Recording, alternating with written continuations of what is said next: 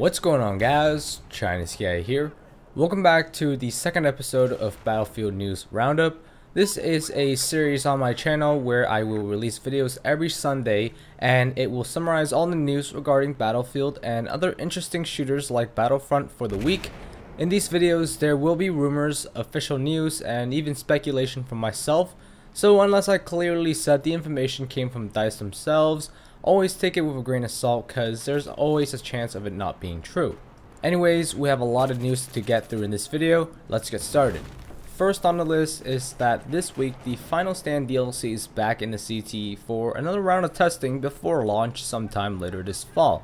This content was made available starting on October the 15th, and it will end on the 19th with a possible extension until the 20th or the 21st. Unfortunately, the CTE is only available to Battlefield 4 Premium members on the PC, so make sure you sign up as soon as possible because the Final Stand beta trial will end very soon.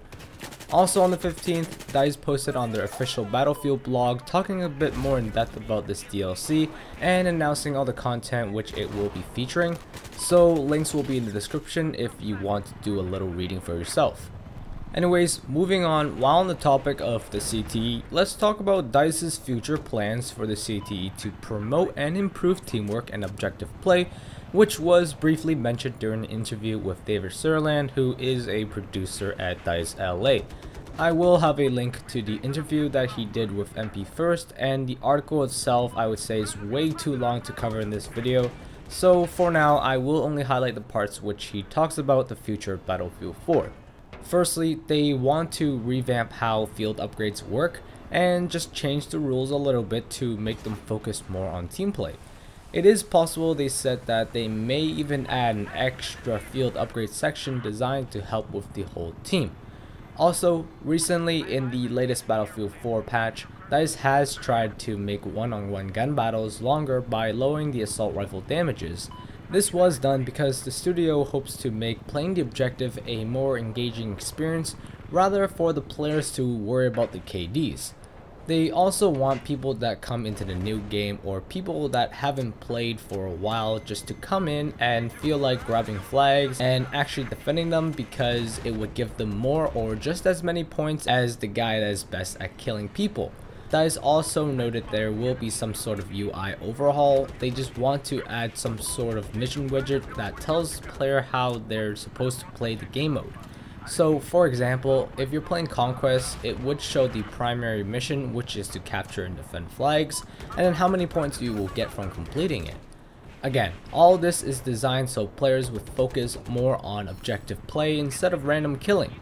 And lastly, during the interview, Sirland said that they will be tweaking with the vehicles very soon, such as balancing them, fixing some of the bugs, and just improving them in general. So people like me who loves vehicles in Battlefield 4 lately has not been getting a lot of attention from DICE. So it's nice to know that once they finish all their work with their infantry play, they will slowly move into vehicles. But however, I have some bad news throughout all this.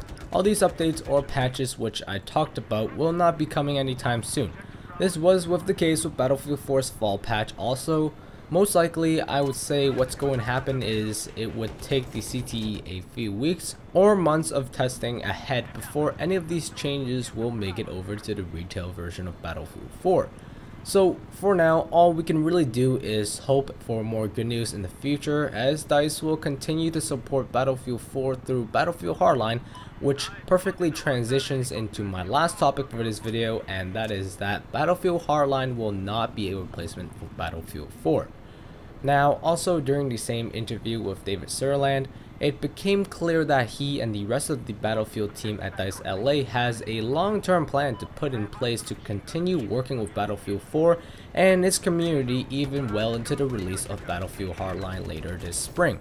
Sirland was asked if he saw Battlefield 4 as a game that can coexist with Battlefield Hardline, and he responded with, "Yeah, I think that's the point actually, to keep it alive and keep it healthy side by side with Hardline."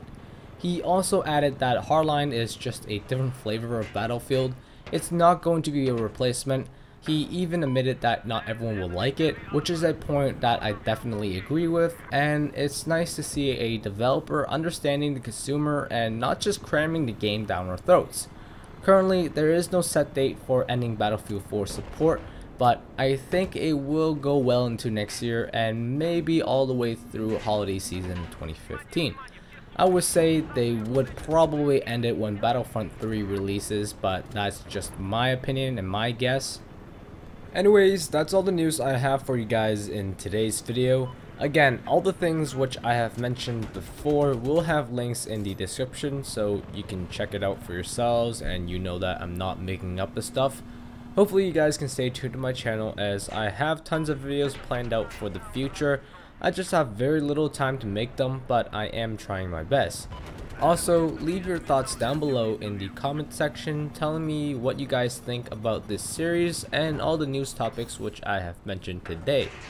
Thanks for watching. Peace out, guys.